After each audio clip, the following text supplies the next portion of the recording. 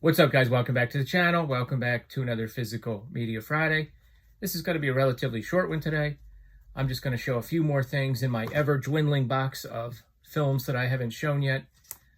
These are all left over from last year, as a matter of fact. And as I get new films in, I typically show them on one of these Friday videos, which used to be every Friday, but now we're about every other Friday.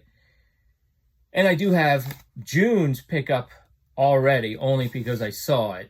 It took me a while to find it, to be honest with you, but I had to complete something, and I found it, and it fit the budget. So, which my budget for 2025 is $20 a month on Physical Media Friday. Not a lot. But let's show the films that I was going to show first, and then we'll get to that. The first one, Held. Delightfully creepy, keeps the viewers on edge. Looks pretty interesting. A couple's ailing marriage is put to the test when they are held hostage in an isolated vacation rental by an unseen menacing stranger who controls their every move and who inflicts pain if they don't obey. While the situation grows increasingly brutal, the couple must work together to uncover the truth and find a way out before it's too late. Looks like it has potential. And the next one is a heavy punk rock grindhouse of gore. Spare parts. Let the battle begin. Pretty cool slipcover there. A gory and an often exhilarating ride. The body horror mashup of Spartacus and Mad Max.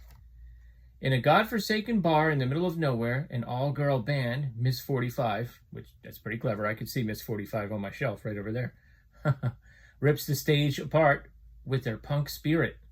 But their performance impresses an enthusiastic fan who lures the girls into a trap, sedates them, and starts customizing them.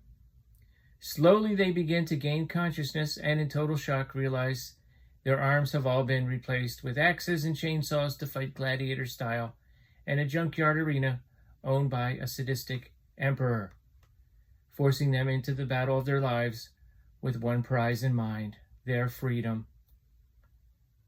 Yeah, okay. That looks like it could be interesting. And then let's get to my pick of the week. This is part of a TV series. If you've been watching my Physical Media Fridays on my channel, you probably figured out which TV series it is. And this actually completes the whole series.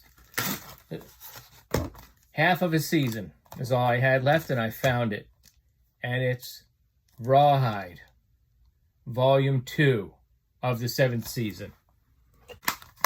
So I've actually got Volume 1 of the 7th season. I'm working my way through that now. And then previously I found the 8th and final season, which is actually about half a season already. So this is it. I've got the entire series, which I'll show you in a moment. Get all that plastic off. Let's see if they mention any special guest stars. Well, it looks like we're going to have an episode with Jesus back. I haven't seen Jesus in a while. His name is spelled Heysoos, by the way. Oh, Pete Nolan's coming back too. Yeah. This last season, the first half of the season, a lot of the regular sort of background guys haven't really been in it that much, and I've been kind of missing them. So I'm glad to see some of these guys are coming back.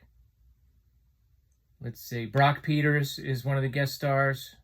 Always good to see him. Stephen Hill, I don't know who that is.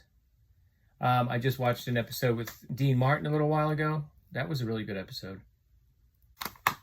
Let's take a look at the whole series and see what it looks like.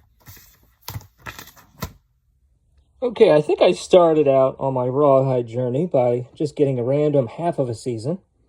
3rd season, Volume 2. But then I found the first episode somewhere online. I forget where. And I kind of liked what I saw, and I decided to watch the whole series. So eventually, I went with these larger compilations. Seasons 1 through 3, Seasons 4 through 6. And now we have the complete 7th season, Volume 1 and 2, and the 8th season right here. So there it is, the entire Rawhide series. I'm on this volume now, so I'm getting close to the end. I've enjoyed the heck out of it. If you're a Clint Eastwood fan, I do recommend it. Obviously, you can see from the cover art that he is front and center, but just know that he does share a lot of the screen time with most of the cast, was the rest of the cast, especially Eric Fleming, who's really kind of like the lead guy in the show, who tragically passed away, I think, about the age of 40. And my understanding is when they were ready to cast Fistful of Dollars, of course, a lot of people are pretty excited about the new Fistful of Dollars 4K that just came out. They actually visited the set of Rawhide and had a meeting with Eric Fleming to consider him for the lead role. And apparently it didn't go that well. So they went with Clint Eastwood instead, and the rest is history. But what are your thoughts? Have you seen any of it? Great show, great guest stars. And I'll come back again next Friday, or perhaps the next one after that, for another Physical Media Friday. Thanks.